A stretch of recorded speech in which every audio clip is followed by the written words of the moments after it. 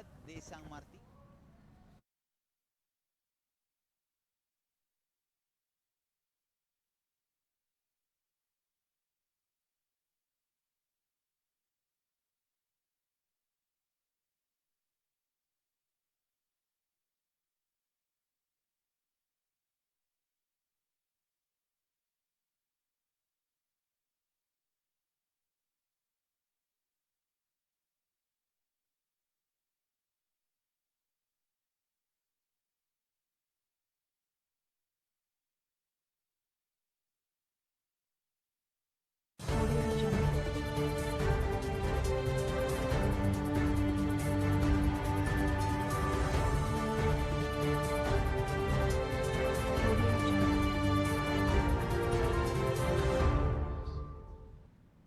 Muy buenos días, sean bienvenidos a una nueva edición de USMP Noticias. Les saluda Yasuri Peña. Yo soy Cielo Lisa y el día de hoy les traemos la más completa información en el ámbito nacional e internacional. Vamos a empezar el programa del día de hoy con una lamentable noticia. Un trágico accidente en la carretera Panamericana Sur, en la provincia de Camaná, Arequipa, dejó al menos 37 fallecidos y decenas de heridos. El autobús de la empresa Yamosas, que cubría la ruta de Chala a Arequipa, con cerca de 38 pasajeros a bordo, cayó a un abismo de 200 metros tras chocar con una camioneta. Las autoridades informaron que el conductor de la camioneta fue detenido y es investigado por presunta conducción en estado de ebriedad. El accidente ocurrió en una zona conocida por su peligrosidad y curvas pronunciadas, lo que habría agravado las consecuencias del siniestro. El gerente regional de salud de Arequipa, Walter Oporto, confirmó que la cifra de fallecidos asciende a 37, mientras que más de 40 personas resultaron heridas, algunas en estado crítico, quienes fueron trasladadas a los centros de salud de Ocoña, Camaná y Arequipa, donde se mantienen operativos médicos de emergencia. La tragedia ha generado gran conmoción y reaviva el debate sobre la seguridad vial y la falta de fiscalización en una de las rutas más peligrosas del sur peruano. Las labores de rescate continúan, mientras familiares de las víctimas se congregan en busca de información oficial. Nuestras más sentidas condolencias a todas las familias. Y continuando con la información, el Ministerio del Interior oficializó el reglamento que autoriza a los serenos de todo el Perú a portar pistolas de electrochoc y cámaras corporales como parte de sus implementos de defensa. La medida, publicada en el diario El Peruano, busca fortalecer la seguridad ciudadana y garantizar la transparencia en las intervenciones del serenazgo. Sin embargo, su aplicación no será inmediata. El Ministerio tiene un plazo máximo de 90 días hábiles para aprobar las características técnicas de las cámaras y definir los protocolos de uso antes de iniciar la implementación en los gobiernos locales. El decreto establece que solo el personal debidamente capacitado y autorizado podrá utilizar estas armas no letales, cuyo uso será exclusivamente defensivo y disuasivo. Además, las cámaras corporales deberán registrar audio e imagen de manera continua, con sistemas de activación automática y almacenamiento seguro, a fin de prevenir abusos y proteger los derechos ciudadanos. Y a raíz de esta medida nos vamos a contactar con nuestro compañero Renato Salazar, quien se encuentra en la Universidad de San Martín de Porres para averiguar qué opinan los estudiantes al respecto. Vamos contigo, Renato.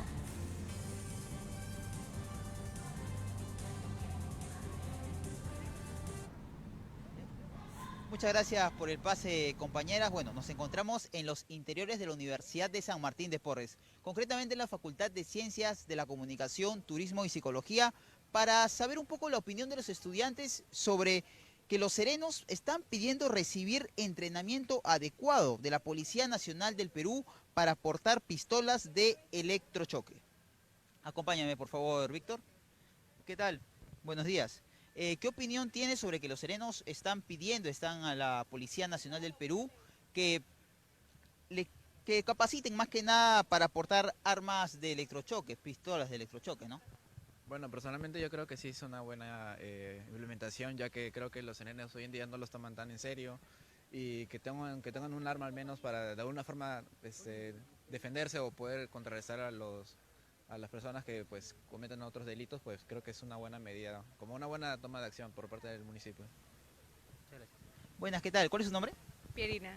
Perina, coméntanos un poco, ¿qué opinas que los serenos están pidiendo entrenamiento a la Policía Nacional del Perú para poder portar pistolas de electrochoque? Considero que es una buena medida, ya que va a ayudar a que ellos de cierta forma tengan protección frente a situaciones en las que su vida se vea, no sé, vulnerada, ¿no?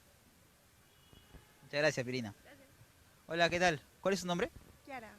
Kiara, coméntanos, ¿qué opinas que los serenos están pidiendo a la Policía Nacional del Perú un entrenamiento adecuado, ¿no?, para poder portar armas, pistolas de electrochoque? Creo que debido a la actualidad que estamos viviendo, la realidad que estamos viviendo, es necesario por todo el tema de las extorsiones, delincuencia que últimamente se ha estado viviendo en el Perú. Entonces me parece bastante bien, perfecto. Muchas gracias. Muy bien, y cabe resaltar, ya para darle el pase a estudio, compañeras, que esta petición de entrenamiento para poder utilizar armas de electrochoque viene porque se promulgó en el peruano que las municipalidades ya están autorizadas para proveer las pistolas eléctricas, ¿no?, para los serenos, y así obviamente poderse defender con mucho más sustento, con mucho más impacto contra los delincuentes. Adelante, compañeras. Muchas gracias, Renato, por la información.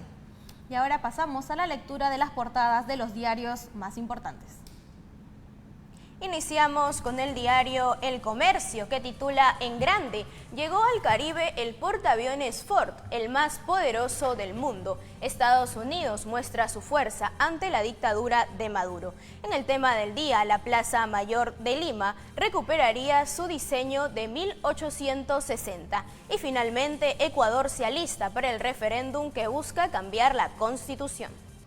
Pasamos ahora al diario La República. En grande dice: 75% de los peruanos afectados por la violencia delictiva, según encuesta de la Organización para la Cooperación y el Desarrollo Económico. En política, Delia Espinosa pide a Tomás Gálvez entregar la Fiscalía de la Nación. Y en sociedad, por último, extorsionadores buscaron datos sensibles de los odontólogos.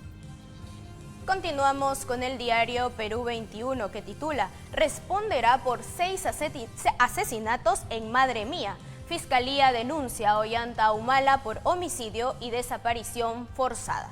Continuamos con portaaviones más grandes del mundo de Estados Unidos llegó al Caribe. Y finalmente, Carlos Espa critica el doble rasero entre el asilo de Alan García y el de Betsy Chávez. Y por último, el diario Correo resucita el caso Madre Mía. La Fiscalía formaliza investigación preparatoria contra Ollanta Humala. En otras noticias, en pleno estado de emergencia, matan a otro chofer de combi en Bella Vista. Y como tema del día, Delia Espinosa no acude a audiencia de la JNJ.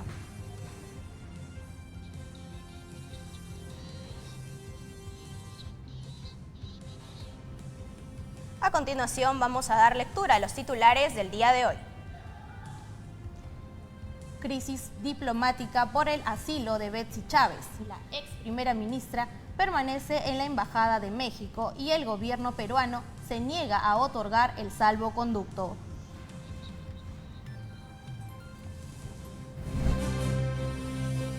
Mientras el dólar sigue en caída, el sol peruano se consolida como una de las monedas más fuertes de la región, con una depreciación mínima en lo que va del 2025. Solo el 65% de los peruanos se considera feliz este 2025. El Perú se ubica entre los países menos felices del mundo, según un reciente informe de Ipsos.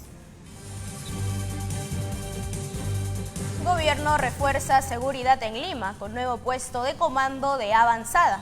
La medida busca prevenir delitos durante la campaña navideña en zonas de alto tránsito comercial. Iniciando con la programación, la ex primera ministra Betsy Chávez permanece en la residencia de la Embajada Mexicana en Lima, luego de recibir asilo diplomático. El caso ha generado tensión entre Perú y México y abrió un nuevo debate sobre los límites de derecho de asilo. Vamos con la nota. La ex primera ministra peruana Betsy Chávez se encuentra en el centro de una tormenta política y diplomática. Su ingreso a la residencia de la Embajada de México en Lima ha desatado una crisis entre ambos países. Betsy Chávez, quien ocupó la jefatura del gabinete y diversos cargos ministeriales durante el gobierno de Pedro Castillo, está siendo juzgada por delitos de rebelión y conspiración relacionados con los hechos del 7 de diciembre del 2022. El lunes 3 de noviembre del 2025, el gobierno de México le otorgó asilo diplomático, aduciendo que enfrenta persecución política. Y es así como el Congreso se convierte en el epicentro de esta discusión entre la embajada mexicana que ocasionó entre Perú y México la ex primera ministra Betsy Chávez, ocasionando la allegada de esta problemática y acusada también de rebelión contra el Estado peruano. La defensa de Chávez ya había estimado que la única salida era un refugio diplomático, según documentos revelados. De esta fecha, permanece en la residencia de la Embajada Mexicana en Lima. La verdad, yo opino que no, más que todo por lo que hizo antes el político y también porque pueden haber desacuerdos entre los países, ¿no?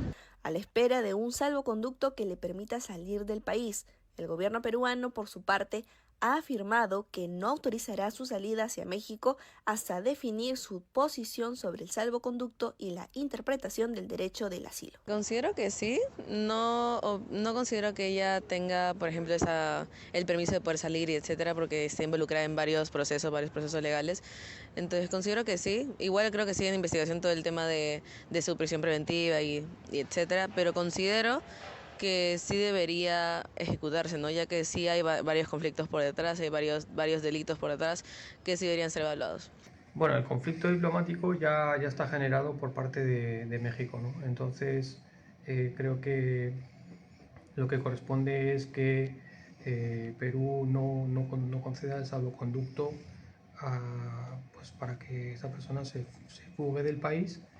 Y bueno, no sé si decidirá la OEA, será la que decida o qué pasará, pero Perú hace bien en mantenerse firme y en este caso pues creo que la presidenta mexicana pues es la que se está equivocando, pero no creo que esto vaya a mayores, a un conflicto más grave, ¿no? Es un conflicto más bien diplomático. Mientras ella permanece en la residencia mexicana en Lima, el gobierno peruano mantiene su firme posición, sin salvoconducto, sin salida y con la mirada puesta en reformar las reglas internacionales del asilo.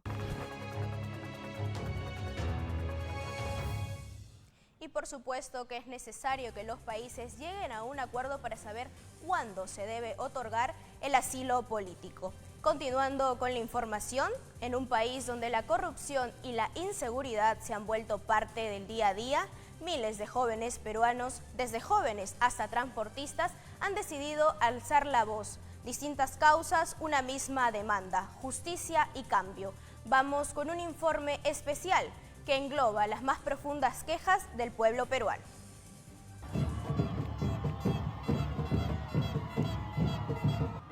En los últimos meses, las calles del Perú han vuelto a llenarse de voces, pancartas y esperanza.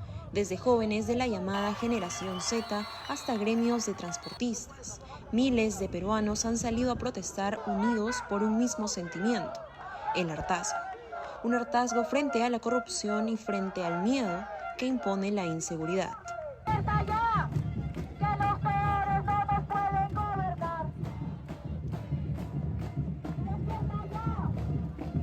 Son jóvenes.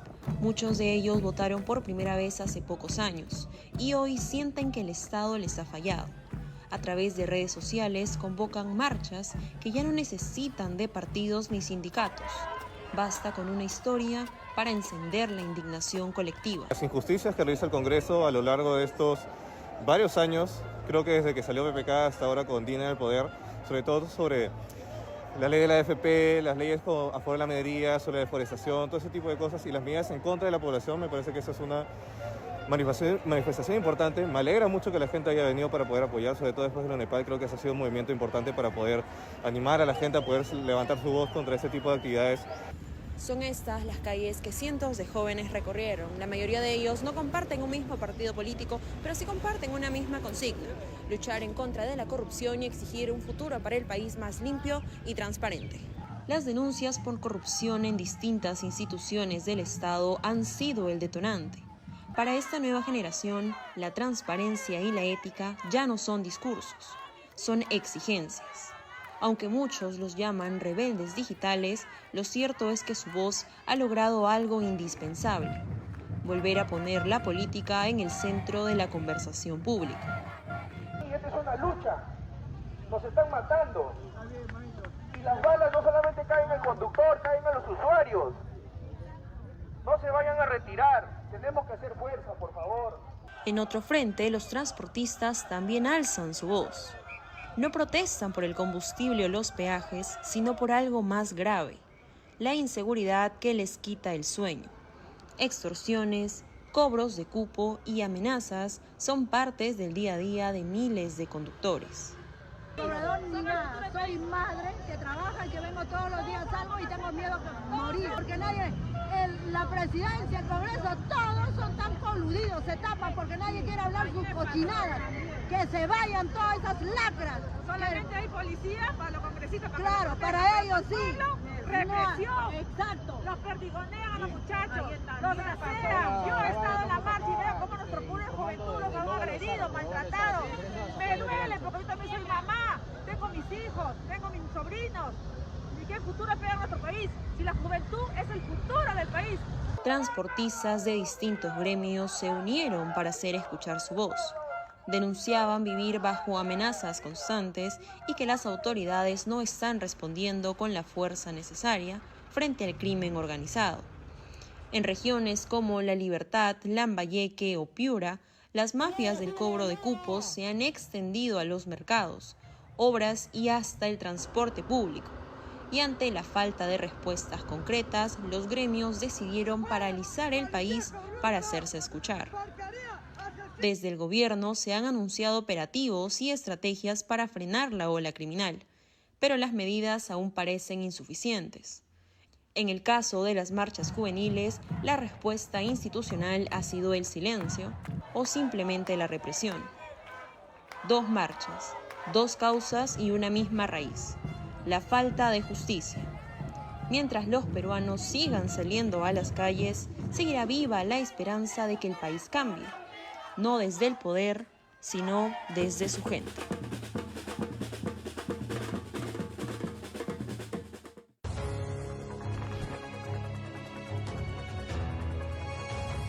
Estas marchas reflejan el malestar de una generación que no se apaga. La ciudadanía exige respuestas concretas y le pide al gobierno que los escuche. En otras noticias, más de 20 años de crisis políticas y escándalos de corrupción han dejado al Perú con una democracia frágil y una ciudadanía desencantada. Presidentes que caen, gobiernos que se repiten y un país que parece vivir en un ciclo sin fin. Vamos con el recuento de la extensa lista de mandatarios que han pasado por la banda presidencial.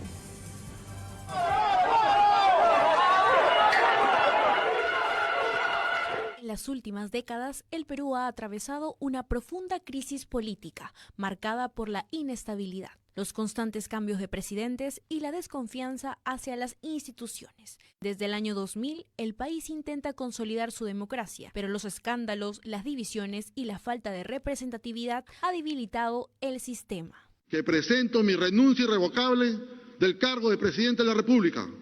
Para hablar de crisis yo creo que tendrías que hablar desde el 2016, ¿no?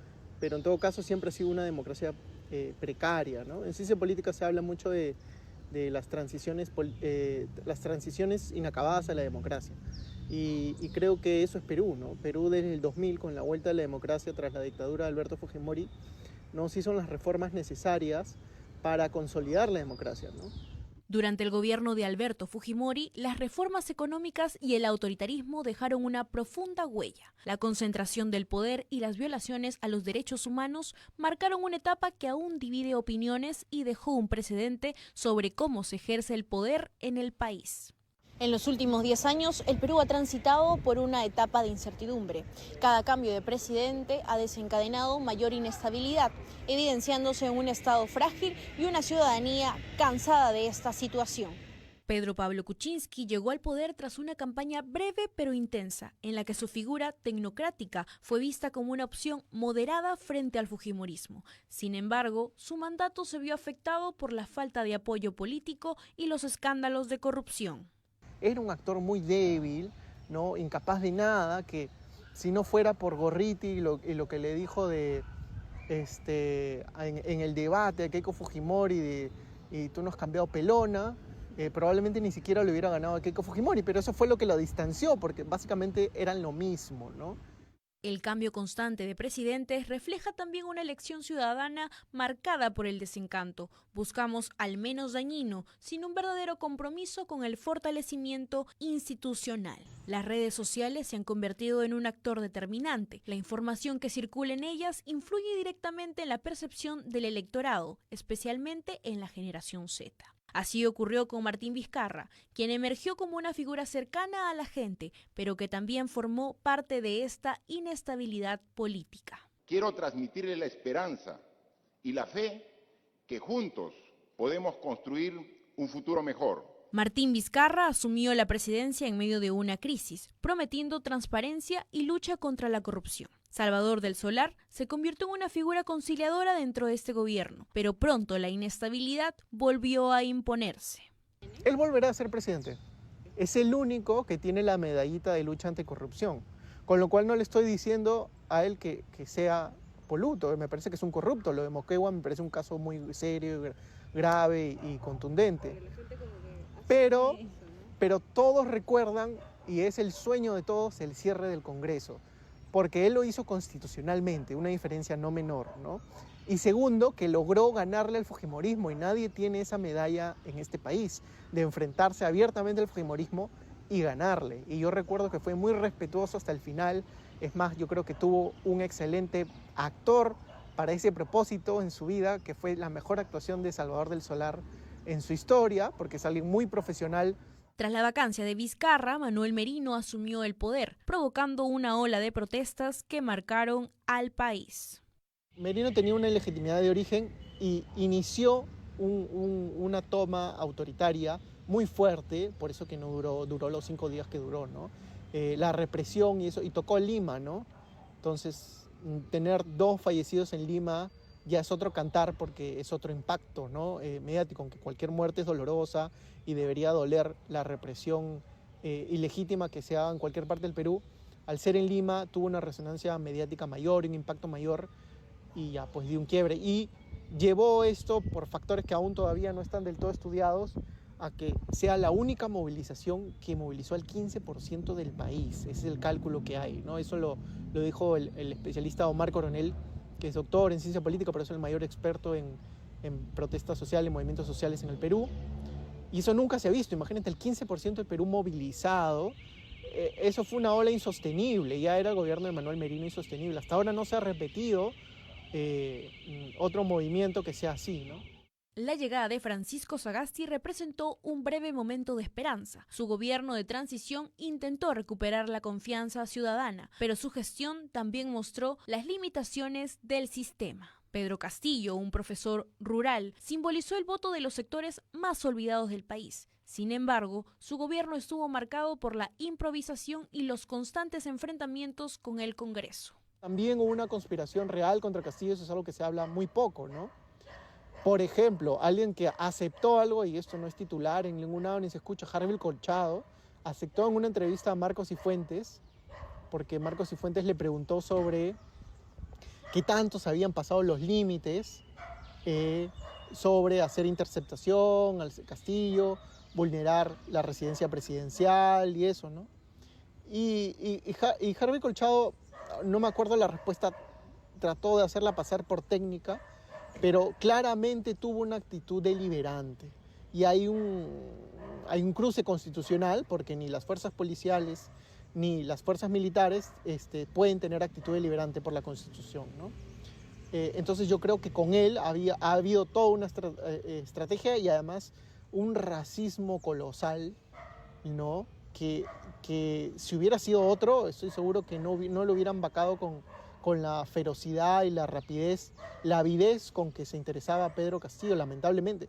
Esto no quita, remarco, que el señor ha sido un corrupto, me parece, desde mi opinión personal, ¿no? Y que su gobierno pues ha sido un desastre, ¿no? Pero era un gobierno lamentablemente condenado por esas situaciones que lo limitaban, ¿no?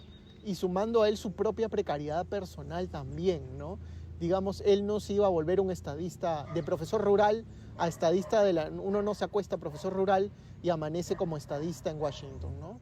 Tras la caída de Castillo, Dina Boluarte asumió la presidencia. A pesar de compartir un origen andino, sorprendió negativamente a la ciudadanía por su falta de empatía y el control político sobre las instituciones. Sí, hoy en día, tenemos claramente un sistema, hemos pasado un sistema, sin que nos pregunten, sin que lo debatamos, hemos pasado a un sistema parlamentario de facto, ¿no? Es como lo que tenemos actualmente. Y muchas instituciones, ahí viene lo que hablábamos antes del problema de los diseños institucionales, ¿no? Por ejemplo, qué mal que salga del Congreso y de Presidencia la designación de los miembros del Tribunal Constitucional. No debería depender exclusivamente del Congreso ni mayoritariamente, ¿no? Debería ser fuera, de tal manera que genere idoneidad, porque si no tienen una responsabilidad y ellos se deben a quienes los eligieron. Entonces lo único que hay es un pago de favores, ¿no? Y los eligen en función a alguien que realmente acepte ello, ¿no? Hay esa cooptación, ¿no?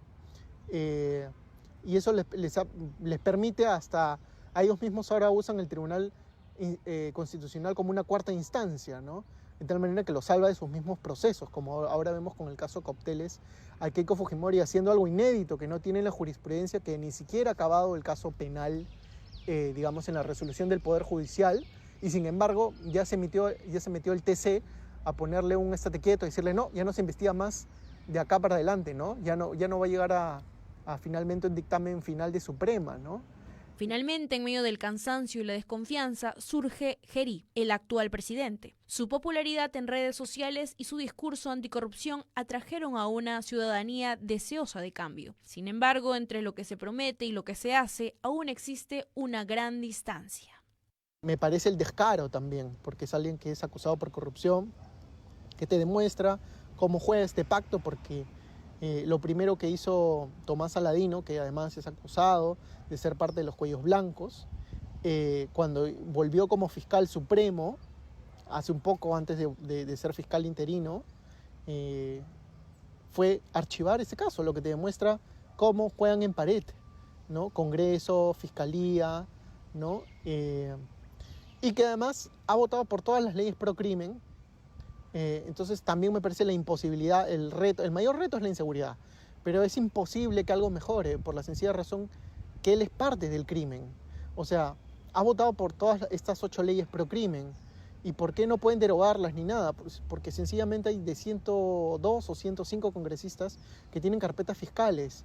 Y si derogan las leyes pro crimen, van a avanzar sus casos en fiscalía. Es así simple. O en todo caso, sepultan su futuro en los 4 barrotes. Esto de hacer TikToks, o sea, me parece que en lugar de conectar con el público joven, va a terminar siendo una burla grotesca, ¿no? Y una caricatura. Es notorio lo títere que es, ¿no? Así, el Perú continúa enfrentando una crisis política que parece no tener fin. La democracia se sostiene, pero cada gobierno refleja las mismas carencias: corrupción, desconfianza y desunión. Solo un verdadero compromiso ciudadano y político podrá romper este ciclo y consolidar el país que tanto anhelamos los peruanos.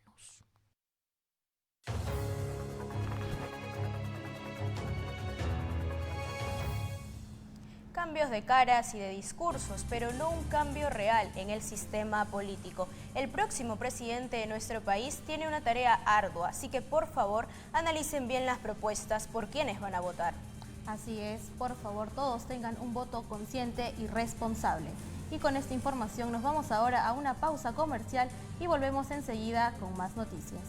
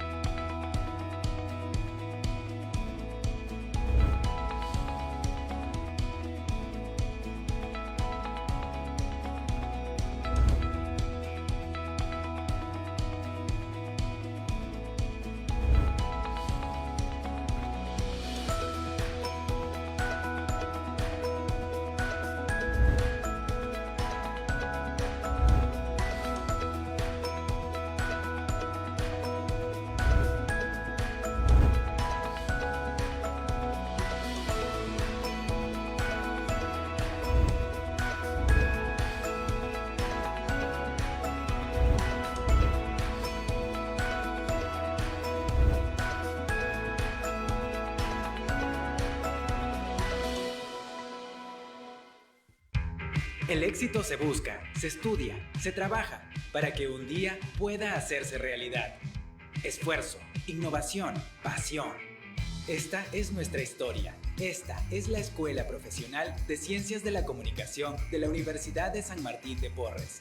Y esta es la manera en la que te ayudamos a que tengas un futuro exitoso. Modernos espacios de alta tecnología, talleres de radio, televisión, publicidad y fotografía, programas de intercambio, sostenibilidad y voluntariado, servicio médico, psicopedagógico y psicoterapéutico, becas y facilidades de pago, y un centro de empleabilidad con oportunidades laborales. Para que puedas llegar al éxito, sueña a lo grande. Elige el lugar donde conseguirlo. Empieza ahora. Diferénciate. USMP.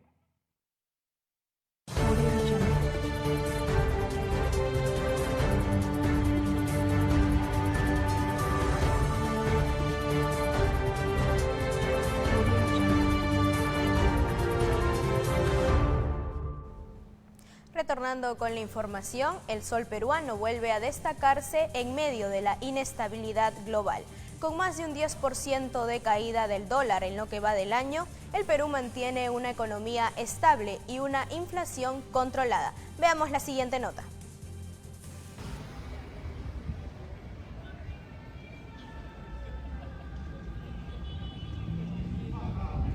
El dólar sigue retrocediendo y acumula una caída superior al 10% en lo que va del 2025. Mientras tanto, la moneda peruana se mantiene firme, respaldada por una inflación controlada y la confianza de los mercados internacionales.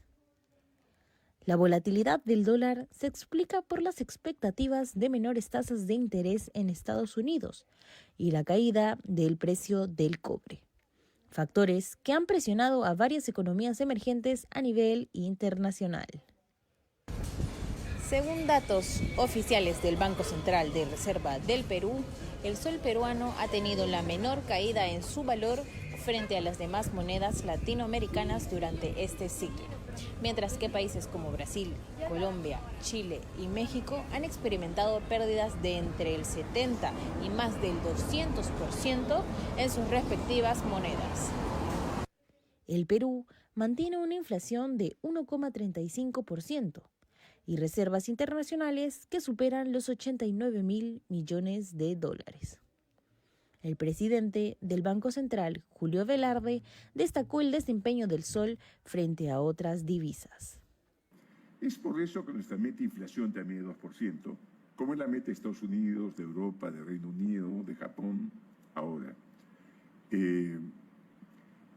Países como Chile y Colombia tienen meta 3%, menos uno. Nos adoptamos una meta más exigente porque el presidente de la competencia se logra, no es otra. Expertos coinciden en que la fortaleza del sol responde a la autonomía del Banco Central, una política monetaria prudente y un superávit comercial sostenido. Mientras el dólar se debilita, el sol peruano sigue brillando con fuerza en Latinoamérica.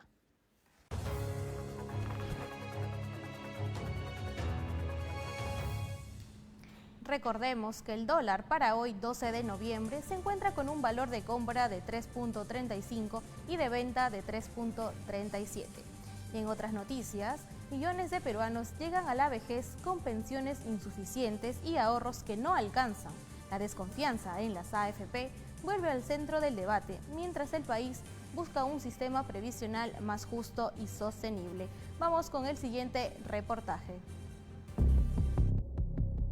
Durante casi 3 décadas, el sistema de AFP ha sido presentado como el camino hacia una jubilación digna y estable. Sin embargo, hoy millones de peruanos se cuestionan si ese futuro prometido realmente llegará. La reciente autorización para retirar hasta 4 IT ha reabierto una discusión de fondo. ¿El sistema previsional privado está cumpliendo con su objetivo o ha terminado generando más dudas que seguridad? Según datos de la SBS, más del 50% de quienes ya se jubilaron reciben pensiones que no superan los 600 soles mensuales. Para muchos, ese monto no alcanza para cubrir alimentación, salud y vivienda. El resultado es claro: millones de peruanos trabajan más allá de la edad de jubilación, no por gusto, sino por necesidad de emergencia. Otro papeleo así, un año. Y ya prácticamente hace como 15 días atrás ya me lo aprobaron, ya he salido de la AFP y ya me van a la ONP, que voy a hacer otro trámite para recibir la cifra de 250 soles. ¿Por qué? Porque en los transcursos de los 25 años que he tenido yo, solo me reconocen 10 nomás. Y esos 10 años es la cifra que van a pagarle a uno por el tiempo que le da trabajo, qué sé yo, no han sacado ese 250 soles, cosa que no alcanza para nada. Pues. El sistema privado funciona sobre un principio: mientras más aportes, mayor pensión. Pero en el Perú, 7 de cada 10 trabajadores han tenido periodos sin empleo formal o aportes interrumpidos. En estos casos, la cuenta individual se detiene, no crece y pierde capacidad de compensar el paso del tiempo. Así, la jubilación se convierte en una ecuación desigual desde el inicio. Favorece ciertas personas, en general aquellos que puedan ganar un sueldo un poco más alto, pero para las personas que ganan un poco menos, no, la información que dan a los expertos es pues que no nos resulta favorable, ¿no? Y obviamente pues es un tema muy polémico por cuanto se juegan con los intereses previsionales de la mayoría, ¿no? Y ahora que todo el mundo el Congreso ha sacado leyes para poder sacarles las pensiones, ¿no? Bueno, es un tema también que tarde o temprano se va a tener que presentar un problema respecto a eso, ¿no? En el sistema privado de pensiones, cada trabajador acumula su propio dinero. La AFP agarra lo acumulado y lo invierte en mercados financieros. Pero si en el futuro estas inversiones cayeran, el perjudicado será el afiliado, mientras que la AFP continuará cobrando sus comisiones. He decidido retirar mi AFP porque, para empezar, con el seguro con este AFP no me siento tan a gusto y prefiero retirarlo para que gane intereses en otros bancos, ¿no?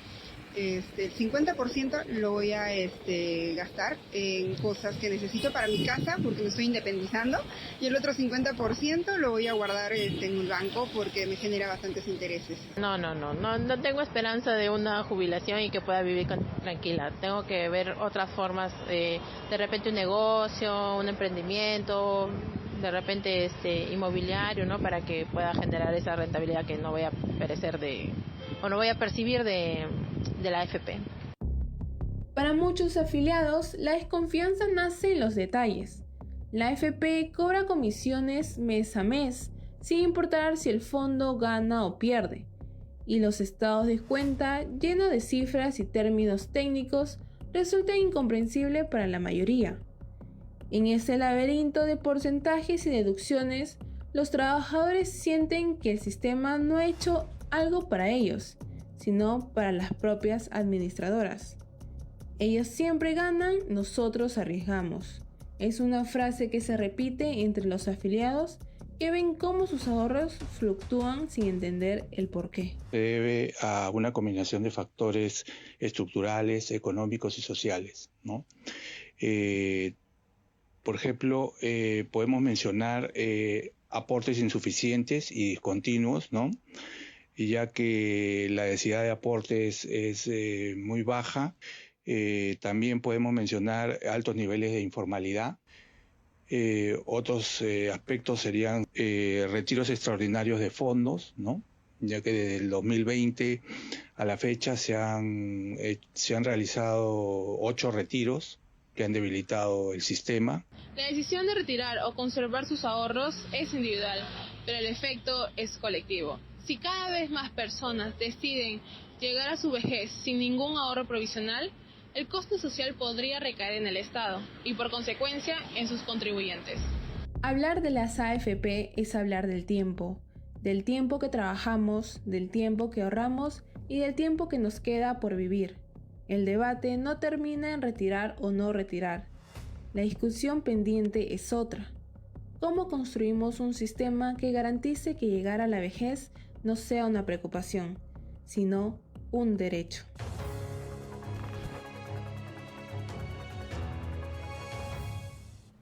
Y Y atentos para todos los que deseen hacer su retiro, tengan en cuenta que hoy se termina el plazo para quienes su DNI termina en dígito 7. Continuando con la información, la inestabilidad económica y la baja autoestima parecen estar afectando el ánimo nacional. Aunque la familia y la salud siguen siendo los pilares del bienestar, los expertos advierten que el país atraviesa una caída sostenida en sus niveles de felicidad. Vamos con la nota. Solo el 65% de los peruanos se considera feliz este 2025, según un informe elaborado por Ipsos Global Advisor Happiness. La cifra ubica al Perú entre los países menos felices del planeta, muy por debajo de naciones como México o Brasil. Los expertos señalan que la inestabilidad económica y la baja autoestima son los principales factores que afectan el bienestar emocional. 9 de cada 100 peruanos se consideran muy felices, mientras que más del tercio de la población dice estar poco o nada satisfecho. Aún así, la familia y la salud suelen ser los pilares que sostienen la felicidad en medio de la adversidad. Durante la pandemia, estos vínculos se fortalecieron, pero la recuperación económica aún no logra levantar el ánimo nacional. ¿Consideras que el dinero compra la felicidad? No, pero sí creo que te ayuda a tener más comodidades para poder tener un bienestar físico como emocional. Yo creo que es subjetivo, o sea, va a depender bastante de la persona. Por lo menos en mí siento que hay un 50% que puede depender del dinero y otro 50% de tu vida como tal, ¿no? Cómo la llevas. Los especialistas coinciden en que mejorar la autoestima colectiva podría ser clave para construir un país más optimista. ¿Qué cosas te ayudan a sentirte mejor cada día? A mí me gusta mucho, por ejemplo, la música. Soy una persona que es muy apasionada con la música. Entonces, para mí, escucharme música me alegra el día. A veces ver películas o a veces muchas veces hablar con mis familiares, personas que tengo mucha estima. Entre los retos económicos y emocionales, los peruanos siguen buscando razones para sentirse felices. Un desafío que va más allá de las cifras, pero que refleja el ánimo de todo un país.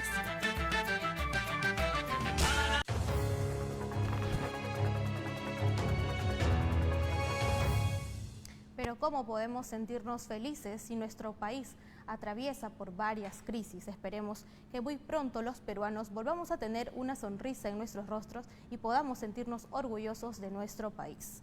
Y en otras noticias, con la llegada de la campaña navideña, el gobierno ha puesto en marcha un plan especial para reforzar la seguridad en las zonas más concurridas de Lima y garantizar un entorno más seguro para comerciantes y compradores. Vamos con la siguiente nota.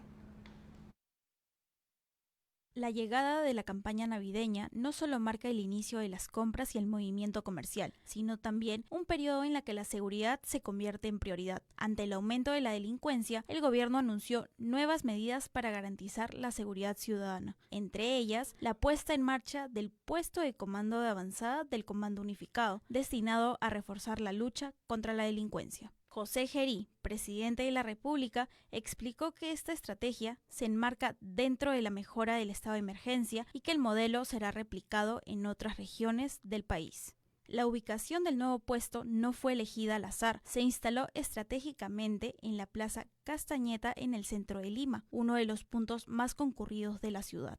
Aquí se ha implementado un puesto de comando para poder reforzar la seguridad ciudadana en estas fiestas de fin de año.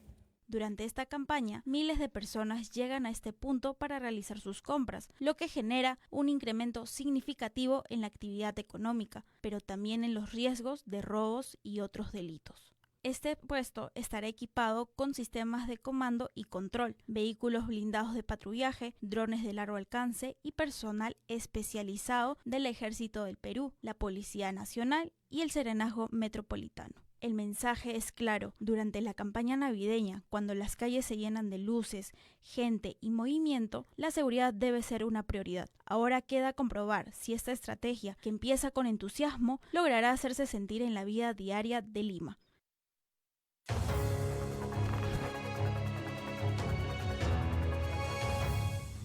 Una Una buena iniciativa del gobierno, pero es algo que debería mantenerse durante todo el año y no solo en fiestas. Así es, Cielo, porque la delincuencia no descansa. Y con esta información nos vamos ahora a una pausa comercial, pero retornamos con todas las noticias del plano internacional.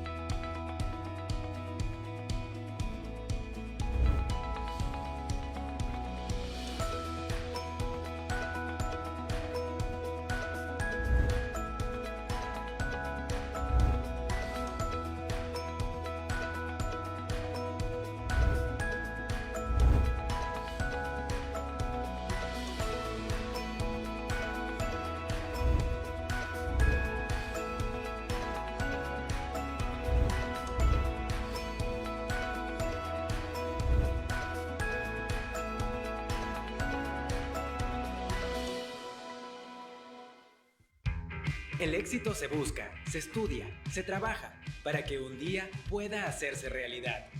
Esfuerzo, innovación, pasión. Esta es nuestra historia. Esta es la Escuela Profesional de Ciencias de la Comunicación de la Universidad de San Martín de Porres. Y esta es la manera en la que te ayudamos a que tengas un futuro exitoso. Modernos espacios de alta tecnología. Talleres de radio, televisión, publicidad y fotografía. Programas de intercambio, sostenibilidad y voluntariado. Servicio médico, psicopedagógico y psicoterapéutico. Becas y facilidades de pago. Y un centro de empleabilidad con oportunidades laborales. Para que puedas llegar al éxito, sueña a lo grande. Elige el lugar donde conseguirlo. Empieza ahora. Diferénciate. USMP.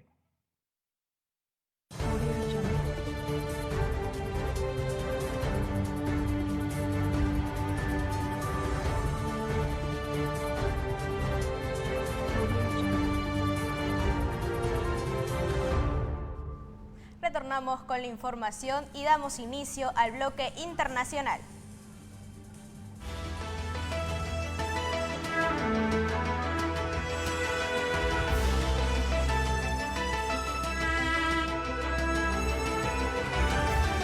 Empezamos este bloque con Chile, donde Janet Jara y José Antonio Kast cerraron sus campañas presidenciales con la seguridad ciudadana como tema central. En un país donde el miedo a la delincuencia domina el debate, las elecciones se desarrollarán este domingo 16 de noviembre. Nos mantendremos al tanto de los resultados. Y estas elecciones se suman al panorama cambiante de las hegemonías políticas en América Latina, donde el péndulo entre izquierda y derecha sigue marcando el pulso del poder. Vamos con el siguiente informe por nuestro compañero Jaime Chagua. Jura por Dios, los próceres de la liberación, los héroes de la patria, por el pueblo boliviano, desempeñar las altas funciones de presidente del Estado Plurinacional de Bolivia.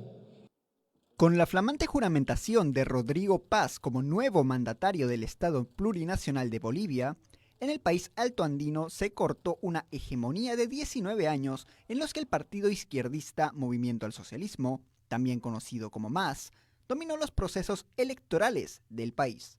El lapso de 19 años citado toma lugar entre enero de 2006 y noviembre de 2025, y representó una de las rachas más longevas en las que un solo partido o un solo lado del espectro político arrasa en periodos electorales consecutivos en un país latinoamericano. En este informe especial profundizamos en hegemonías similares, la causa de su longevidad y los motivos de su ocaso. La hegemonía del partido MAS comenzó en 2006, año en el que su líder en aquel entonces, Evo Morales, asumió por primera vez como jefe de Estado, bajo el título del primer presidente indígena de Bolivia. Tras sortear la crisis social acontecida en 2008, llevar a cabo un proceso de nacionalización de un gran número de empresas privadas y redactar una nueva constitución, Morales fue reelecto para el periodo de 2010 a 2014, arrasando en las elecciones generales. El segundo mandato de Morales se caracterizó por la prosperidad económica del país, producto del llamado boom de las commodities. Si bien este segundo periodo en un principio debía representar el último de Evo Morales como presidente, en 2013 un fallo del Tribunal Constitucional de Bolivia determinó que podría participar del siguiente periodo electoral, proceso que más ganó con poca oposición una vez más. Y ayer, una gran sorpresa para el pueblo, para los revolucionarios, para el pueblo antiimperialista, de un fallo que nos permite ahora obtener el voto para una nueva gestión. Y yo quiero decirles que este fallo emitido por el Tribunal Constitucional Plurinacional, en base a la Constitución y sobre todo en base a un derecho internacional. En 2020, Mas volvió a dominar las elecciones, esta vez bajo el liderato de Luis Arce, quien recibió la banda presidencial en el contexto de la crisis mundial ocasionada por la pandemia del COVID-19. Bajo el mandato de Arce, la economía boliviana, así como la popularidad del gobierno, se desplomaron, lo que ocasionó una fragmentación del partido en tres facciones, irreconciliables entre sí: los arcistas, que apoyaban a Arce, los evistas, simpatizantes de Evo Morales, y choquehuanquistas, afines al entonces vicepresidente David Choquehuanca. Con una izquierda fragmentada más no poder, Rodrigo Paz, del Partido Demócrata Cristiano, capturó la mayoría de los votos para las elecciones de 2025, hecho que significó el final de una racha de 4 victorias seguidas de Mas en las elecciones generales y la primera victoria electoral de la derecha política en el país desde que en 2002 Gonzalo Sánchez de Lozada fue electo. En lo que al resto de Latinoamérica respecta, no existe ninguna hegemonía política moderna más emblemática que la kirchnerista en Argentina. Entre los años 2003 y 2015, Néstor Kirchner y Cristina Fernández de Kirchner dominaron el panorama político en el país austral. Luego de la sonada crisis política de principios de siglo, en el país y durante 12 años ininterrumpidos y 3 gobiernos al hilo, los mencionados mandatarios siguieron una política económica y social alusiva al peronismo, que acumuló seguidores y detractores incondicionales a partes iguales. Solo en el periodo electoral 2015 a 2019, Mauricio Macri puso freno a las contundentes victorias de la izquierda en Argentina. Escándalos de varios personajes del círculo kirchnerista dieron pie a que Javier Milei tomara por sorpresa el mando de la Casa Rosada en 2023. Yo, Javier Gerardo Milei, juro por Dios y por la patria, sobre estos santos evangelios, desempeñar con lealtad y patriotismo el cargo de presidente de la Nación Argentina y observar y hacer observar fielmente en lo que de mí depende la Constitución de la Nación Argentina. Sí, juro. Los casos presentados no son más que una pincelada del vasto e intrincado lienzo de la historia política de Latinoamérica, que dentro de sus pintorescos personajes e infinitas crisis alberga una complejidad que enamora a todo aficionado a la materia y que nos invita a especular si será posible que en algún futuro alguna figura política llegará a igualar a alguno de estos poderes hegemónicos, que alcanzaron la cima y cayeron de ella por el mismo motivo: el fantasma de sus circunstancias, el Zeitgeist.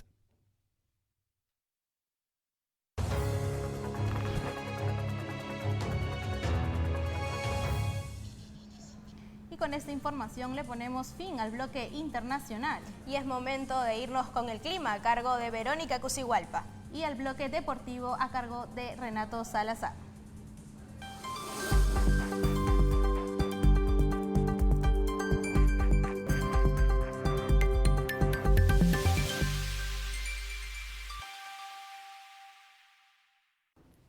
Muchas gracias, compañeras, por el pase. Les presentamos a continuación el pronóstico del tiempo para este miércoles 12 de noviembre en 3 distintas regiones del país. Comenzamos con la región de Lima. El día se presentará mayormente nublado durante la mañana, con ligeros momentos de sol ya hacia el mediodía. Por la tarde el cielo volverá a cubrirse y se sentirán vientos moderados en la zona costera. Como observan, la temperatura máxima alcanzará los 20 grados, mientras que la temperatura mínima será de 16 grados. Un día templado ideal para llevar una casaca ligera si sale temprano o regresa tarde a casa. Ahora nos trasladamos hasta la región de Arequipa. El amanecer será frío, con cielo parcialmente cubierto. Ya hacia el mediodía nos espera un ambiente templado y con ciertas nubes dispersas, aunque las temperaturas descenderán nuevamente por la noche. La máxima llegará a los 22 grados y la mínima descenderá hasta los 10 grados. Les recomendamos llevar un abrigo, especialmente en las horas del día o si está regresando tarde a casa al anochecer. Y para finalizar tenemos a la región de Ayacucho. La jornada va a ser templada en gran parte del día, con cierta presencia de nubes ya hacia la tarde. Sin embargo, no se descartan ligeras lloviznas en zonas altas durante la noche. La temperatura máxima alcanzará los 26 grados y la mínima será de 10 grados. Un ambiente cálido durante el día, pero fresco ya al caer la noche.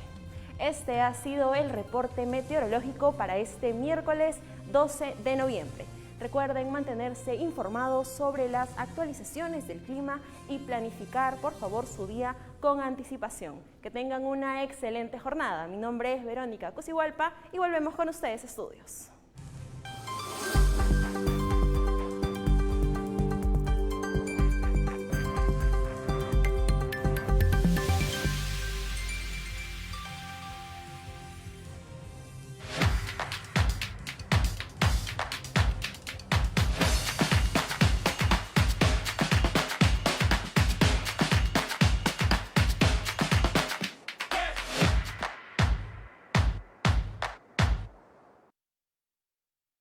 Muchas gracias por el pase, compañeras. Sean todos ustedes bienvenidos. Este es el bloque deportivo de USMP Noticias y arrancamos hablando de lo que fue la Liga 1, concretamente la fecha 18. ¿Qué nos dejó esta jornada? Adelante con la nota. Jornada intensa en la Liga 1. Y aquí te traigo lo más importante que dejó el fin de semana. Empezamos en el Estadio Monumental, donde Universitario de Deportes empató 0-0 ante Deportivo Garcilaso, en un partido cerrado, trabado y con más emociones por la Copa que por el mismo partido. La U intentó proponer durante gran parte del encuentro, pero le faltó profundidad y claridad en los últimos metros. Garcilaso, por su parte, apostó por un bloque compacto, cerrando espacios y evitando que el tricampeón encontrara su mejor versión. A pesar de algunos intentos aislados y aproximaciones sobre el final, el marcador no se movió. Un empate que dejó a Universitario con pocas sensaciones, ya que lo que más estaban esperando era levantar la copa. Ahora nos vamos al Alberto Gallardo, donde Sporting Cristal consiguió un triunfo vital por 2-1 ante Cienciano. El Papá sorprendió primero con gol de Cristian Sousa, pero los celestes reaccionaron apenas arrancando el segundo tiempo. Leandro Sosa empató el encuentro, y cuando parecía que todo terminaba igualado, Martín Tábara apareció al minuto 95 con un remate que desató la locura en el Gallardo. Un triunfo sufrido, pero clave para Cristal, que mantiene vivas sus aspiraciones en la tabla y sigue firme en la pelea. Y cerramos en Cusco, donde el cuadro imperial dio una muestra de contundencia, goleando 3-0 a Sport Boys. Los cusqueños dominaron el partido de principio a fin, con intensidad, presión alta y mucha claridad en ataque. Un Boys sin respuestas terminó superado por completo ante un Cusco FC que aprovechó cada oportunidad para liquidar el encuentro.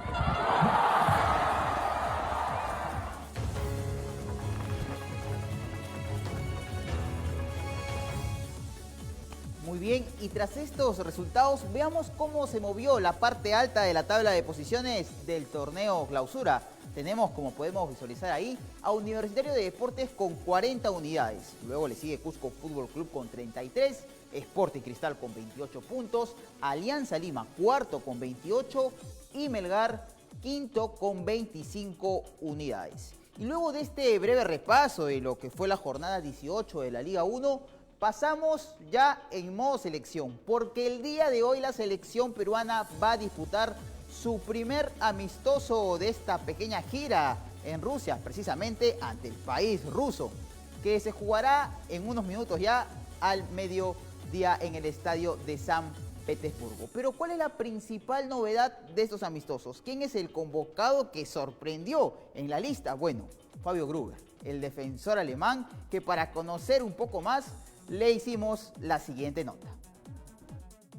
La selección peruana continúa fortaleciendo su proceso de renovación con miras a los próximos compromisos internacionales. Y una de las novedades más destacadas es la convocatoria de Fabio Gruber, defensor de 23 años que milita en el FC Nürnberg de Alemania. Gruber, quien desarrolló toda su formación futbolística en territorio europeo, ha mostrado un crecimiento constante en la Bundesliga 2, destacando por su solidez, agresividad en la marca y buena lectura táctica, cualidades que han despertado el interés del Comando Técnico Nacional dirigido por Manuel Barreto. La inclusión del zaguero responde al objetivo de ampliar el universo de futbolistas disponibles para la selección, incorporando perfiles con proyección internacional y experiencia en estructuras competitivas del exterior. La blanquirroja se alista para disputar una serie de amistosos internacionales frente a Rusia y Chile, partidos que servirán como evaluación directa para jugadores jóvenes y futbolistas con formación en el extranjero, que podrían convertirse en alternativas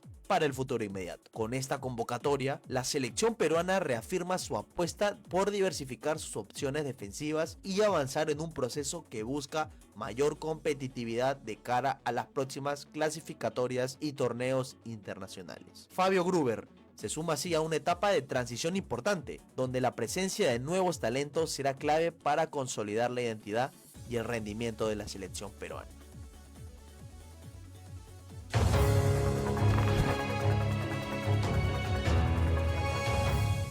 Muy bien, y lamentablemente eso ha sido todo por este bloque deportivo. Desde mi lado, les dejo con más noticias por parte de mis compañeras Yasuri Peña y Cielo Elisa. Adelante, compañeras.